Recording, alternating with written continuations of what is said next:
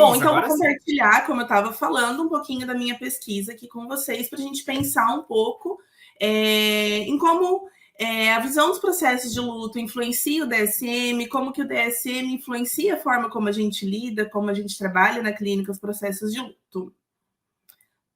Bom, então vamos lá. Tá bem pequenininho aqui para mim. Aqui, ótimo. A gente pode perceber ao longo das edições do DSM o que a gente vai chamar de uma patologização da vida cotidiana. O que a gente está falando quando fala disso, né?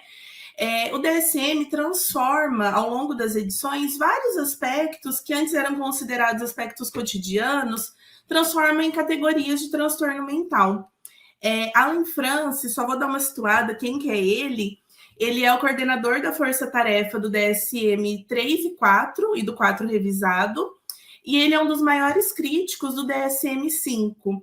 Né? E aí ele vai fazer alguns apontamentos sobre esses processos, essas questões, esses aspectos da vida cotidiana que são patologizados ao longo do DSM, principalmente do DSM 5, né?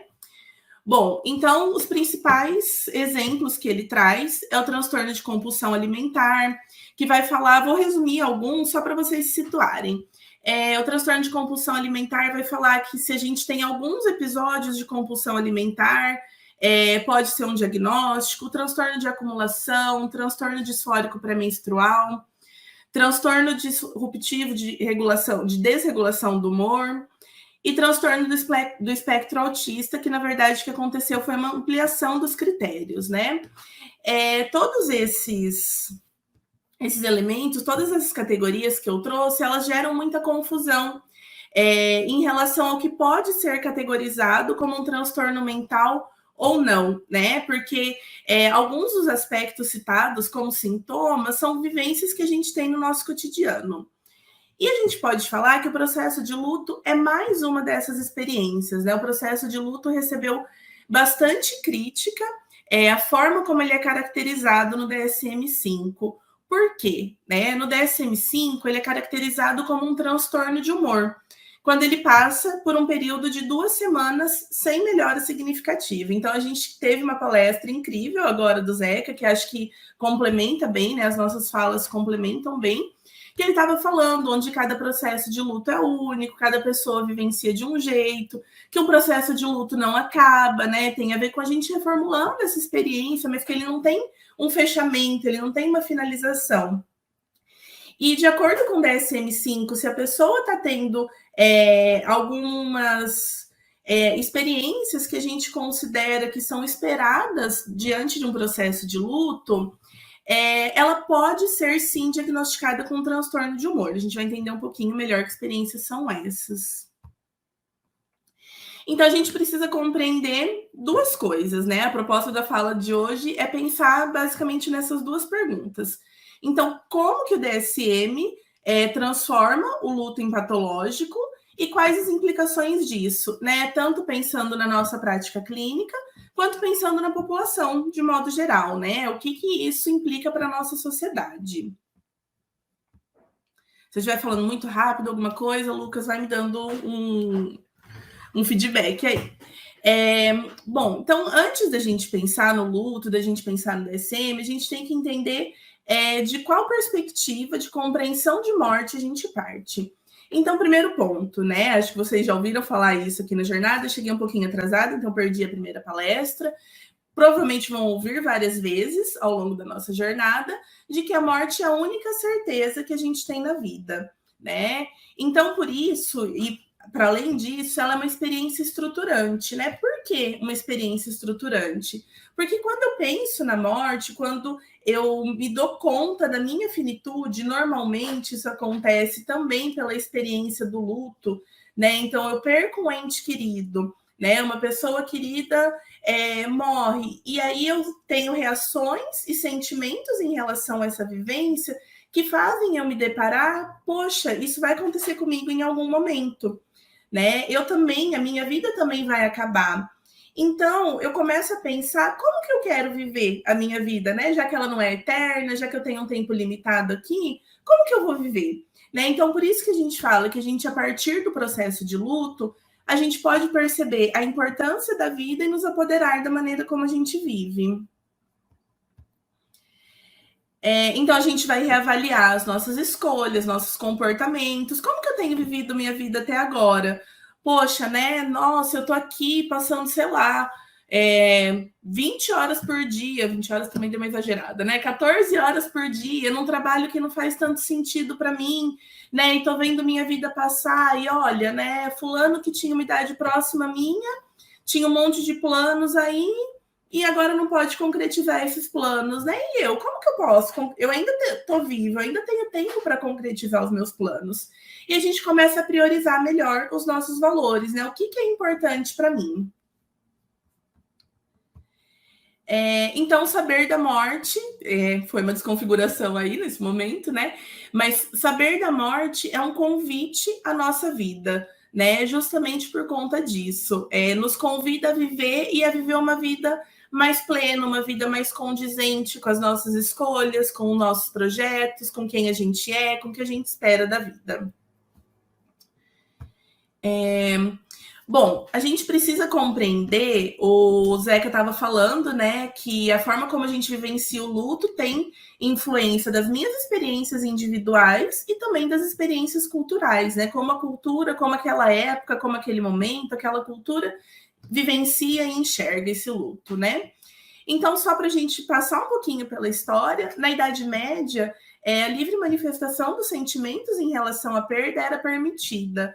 Porém, a partir do século XX, isso se aproxima muito da criação, ou enfim, né, da morte passar a ocorrer nos hospitais, a morte torna-se interdita, né? Então, a morte que antes acontecia dentro de casa, no seio da família, onde a pessoa tinha um tempo para se despedir, os parentes se reuniam, né, para vivenciar aquele momento todos juntos, a morte acontece no hospital de forma isolada, solitária, e com isso é uma morte interdita no sentido de que não se pode falar sobre ela, né? A morte se torna um tabu a partir do século XX. Junto com a morte se tornar um tabu, as manifestações, as expressões dos sentimentos que a morte gera também passam a ser controladas, dominadas, passam a ser. A gente começa a compreender de que elas devem ser suprimidas, porque são sinais de fraqueza. Acho que muitos de vocês já tiveram a experiência de estar num.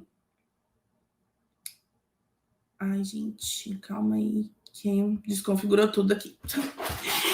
Muitos de vocês já tiveram a experiência de estar num velório e de ouvir falas como você não pode chorar, você precisa ser forte, ou sempre tem alguém ali com calmante disponível, né? Se tem alguém um pouquinho mais exaltado, né? Que as pessoas dizem que está exaltado, se tem alguém expressando um pouco mais seus sentimentos em relação àquela perda, já aparece alguém ali tentando medicar ou tentando falar, né? Não, você precisa ser forte, não dá para demonstrar isso. Isso no momento do velório, onde as expressões em relação ao luto ainda são razoavelmente permitidas, né? E depois disso. Bom, aí eu trago esse quadro que deu uma desconfigurada boa e vocês não vão conseguir acessar até o final dele, mas o que eu quero mostrar nesse quadro para vocês é o seguinte. O DSM-1, a primeira edição, é de 1952. Ele tinha 132 páginas e o número de categorias diagnósticas era de 128. A versão atual do DSM, o DSM-5, ele tem 900 e pouca, não lembro de cabeça, 900 e poucas páginas, e ele tem 541, se não me engano, categorias diagnósticas. E aí a gente precisa pensar, né, em 50, 60 anos, né? Em 60 anos, será que que a nossa sociedade adoeceu tanto, tantos transtornos surgiram, tantos transtornos foram descobertos, ou será que, de algum modo, esses transtornos são criados, né, no DSM quando algumas categorias diagnósticas são ampliadas ou quando novas categorias são criadas a partir de, enfim, né, aquilo que eu estava compartilhando com vocês, de experiências que antes eram consideradas cotidianas, e em algum momento, a partir do DSM, aquilo começa a ser visto como um problema e até como um transtorno. E dentre todas essas categorias que foram criadas, o luto é uma delas, né?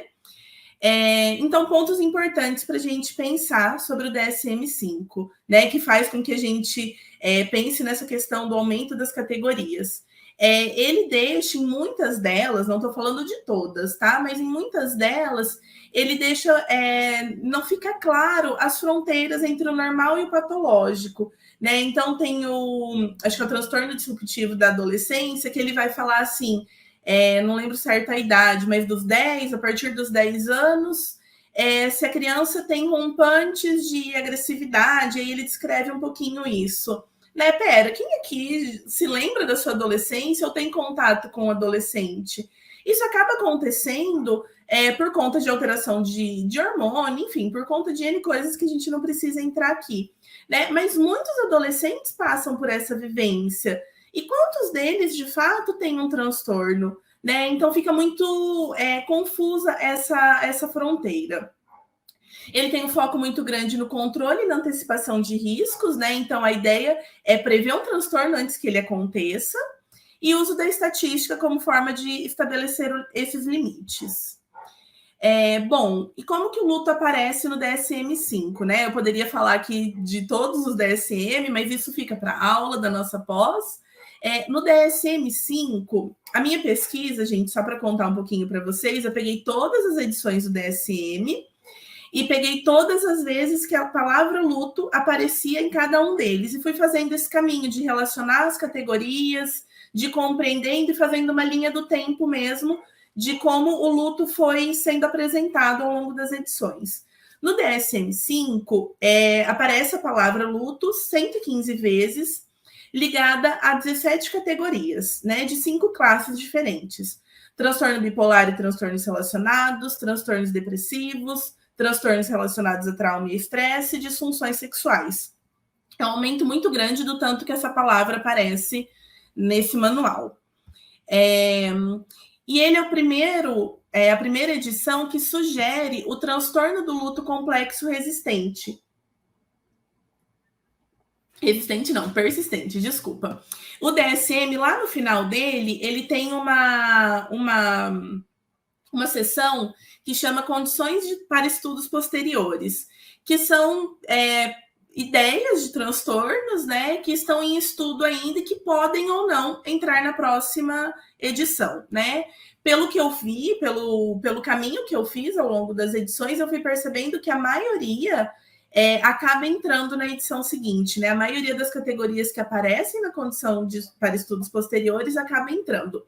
Então, isso nos dá uma pista de que, provavelmente, numa revisão do DSM-5 ou no DSM-6, o luto se torne uma categoria, né? O luto complexo persistente.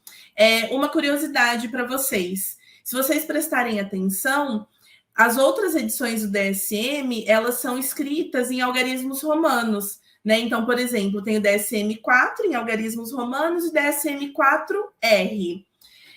Por que no DSM-5 tem uma mudança para o numeral que a gente está acostumado? É justamente para ser mais possível revisões, né? Então, antes a gente podia ter o DSM-4 e o DSM-4 revisado, isso acabava dando uma limitação. A proposta dessa mudança, né, que eles fizeram com essa mudança, é de que a gente possa ter o DSM 5.1, 5.2 e por aí vai, né? Ou seja, o que se pretende com isso, né? Quantas categorias vão ser criadas nessas atualizações? Aqui eu trago um pouquinho do que é o transtorno do luto complexo persistente, né? Então, na verdade, essa é a descrição que consta lá no DSM. Então, desde a morte, um dos sintomas é experimentado por um grau clinicamente significativo, na maioria dos dias, e persistiu por pelo menos 12 meses, né? No caso de enlutados adultos, e 6 meses no caso de crianças enlutadas. Não vou ler todos os sintomas, né? Mas vocês podem dar uma olhadinha aí. Então, o luto complexo persistente, ele vai falar um pouco, né, de quando o luto passa de 1 ano, mas novamente, né, a partir da fala do Zeca, a gente pode pensar que o luto não se encerra, né? Então, como que ficam esses sentimentos? Bom, deixa eu passar aqui para vocês. Outro ponto muito importante no DSM-5, né, que foi muito criticado, muito polêmico, é que até o DSM-4 revisado, o luto era um critério de exclusão para o diagnóstico de depressão. Ou seja, eu estou apresentando sintomas depressivos, né? Então, perda ou aumento de peso, de sono, né? Insônia, ou eu sempre esqueço a palavra, né? Mas aumento nas minhas horas de sono, falta de energia, apatia, enfim, né? Se eu estou apresentando esses sintomas, que são sintomas da depressão, do transtorno depressivo, mas também a gente compreende que são reações esperadas ao luto, antes do DSM-5, se eu chegasse num psiquiatra ou num psicólogo, enfim, algum profissional da saúde mental, eu não poderia ser diagnosticada com depressão caso eu tivesse perdido uma pessoa 2 semanas antes. Caso eu tivesse perdido uma pessoa recentemente, porque compreendia-se que esses sintomas que eu falei, eles eram reações ao luto e não uma depressão. Agora, o luto não foi retirado do critério de exclusão. Então, o que acontece? Uma pessoa, mesmo tendo perdido alguém há poucos dias, ela pode ser diagnosticada com depressão a partir do DSM-5, né? Isso é bem complicado, né, gente? Porque pode ser que muitas pessoas sejam diagnosticadas com transtorno mental, sendo que elas só estão tendo uma vivência de um luto. E é muito curioso, porque lá no comecinho do DSM, ele define que um transtorno mental não é uma resposta esperada ou aprovada culturalmente a um estressor ou perda comum, como a morte de um ente querido. Né? Então, parece que fica até uma coisa meio ambígua. A forma como ele traz o luto vai contra a própria definição de transtorno mental. No DSM-3, aqui ficou bem confuso, mas eu vou explicar um pouquinho para vocês. No DSM-3, falava que os sintomas em relação ao luto, ou que as reações são esperadas ao luto, durante 2 ou 3 meses. No DSM-4, vai falar de 2 meses, né? No episódio, para ser diagnosticado com episódio depressivo maior, esses sintomas têm que aparecer por mais de 2 meses.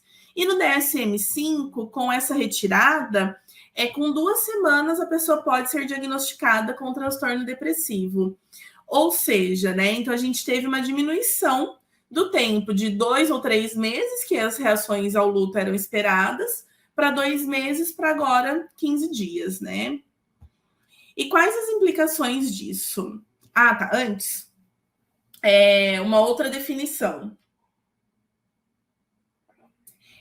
O próprio DSM, em uma nota de rodapé, apresenta uma definição de luto. Ele vai falar assim: a disforia do luto pode diminuir de intensidade ao longo de dias a semanas, ocorrendo em ondas, conhecidas como dores do luto. Que era exatamente o que o Zeca estava falando, né? Desse movimento, que tem alguns dias que alguns sentimentos em relação ao luto aparecem. Ele até deu um exemplo, né, de como funciona o nosso trabalho na clínica. Então, às vezes, a pessoa vai chegar lá e vai trazer vários sentimentos em relação a esse luto. Às vezes vai passar tempo sem falar disso na terapia e sem prestar atenção nisso ao longo da vida. Então, esse movimento de ondas, né? O processo de luto, ele não é um processo linear. É um processo que vem e vai. É um processo passível de recaídas também. E aí, então, quais as implicações da gente acelerar esse processo, da gente compreender que esse processo tem que durar pouco tempo, tem que ser curto? Eu trabalho com um filósofo sul-coreano, que é não sei pronunciar o primeiro nome dele, mas é o Han. Depois eu passo o nome para vocês, está lá nas referências. Ele vai falar que a gente está vivendo uma sociedade de desempenho, né? Onde a gente está sempre sendo convidado a desempenhar, a produzir, né? Não é nem convidado a palavra, fugiu a palavra que eu queria, convocado, né? A desempenhar, a produzir. Então, a gente vive numa época de excesso de positividade, né? A gente pode ver ali, até tem se falado muito da positividade tóxica, que bom que as pessoas estão pensando nisso e refletindo nisso, né? Mas a gente está nesse momento que qualquer aspecto relativo à negatividade é descartado. Sendo que, na verdade, é isso que nos mantém vivos, né? A dor é constitutiva da experiência, né? A dor faz nós sermos quem somos, né? Nós sermos humanos, não tem como ser humano sem sofrer, né? Sem passar por dor, como passar por coisas boas, enfim, por ter essas experiências. Mas lembra do que eu falei lá no começo, né? Da morte, do processo de luto como um processo estruturante. E o que acontece quando a gente passa batido por por essa experiência, né? Então, nesse contexto, onde a gente tem que estar sempre bem, sempre performando, sempre na nossa melhor forma, onde só positividade é possível, não é permitido, não temos espaço para manifestações de sentimento de luto, né? Porque esse é visto como um fenômeno da negatividade. Então, como que fica a vivência desse processo de luto nessa sociedade que nos acelera o tempo todo? E aí, retomando também o que o Zeca estava falando, né? O luto ele não precisa ser terminado. Ele é um processo que precisa ser experienciado como parte do desenvolvimento, né? Fukumitsu vai falar isso. Então, as implicações para isso, sobre isso, né? Se a gente pensar no luto como um processo de vida, parte da nossa condição existencial, o que a gente tem para curar, então, né? O que a gente vai trabalhar quando uma pessoa enlutada chega na nossa clínica? Né? Que sintoma a gente vai extirpar, uma vez que a dor é parte da experiência da perda? Né? Então, essa normatização, essa ideia de que o luto é algo que tem que ser curado, que tem que ser cuidado e que a gente precisa tratar o luto na nossa prática clínica, implica na forma como a gente acha que as pessoas devam viver o luto, né? Freitas vai dizer isso. Então, essa patologização vai forçar que o luto deixe de ser encarado como um elemento constitutivo, que é o que eu falei lá no começo, para ser tomado como algo que não deve ser vivido ou experimentado, né? Retomando essa ideia de um tabu muito grande. A justificativa disso é de uma intervenção precoce, né? Então, de que a gente poderia cuidar e acolher as pessoas que em algum momento existem sim lutos complicados, gente, existem sim pessoas que entram num processo depressivo a partir do luto, né? Mas a justificativa é já intervir antes que isso aconteça. Mas espera, né? Eu vou começar a tratar algo que ainda não existiu, né? Enfim.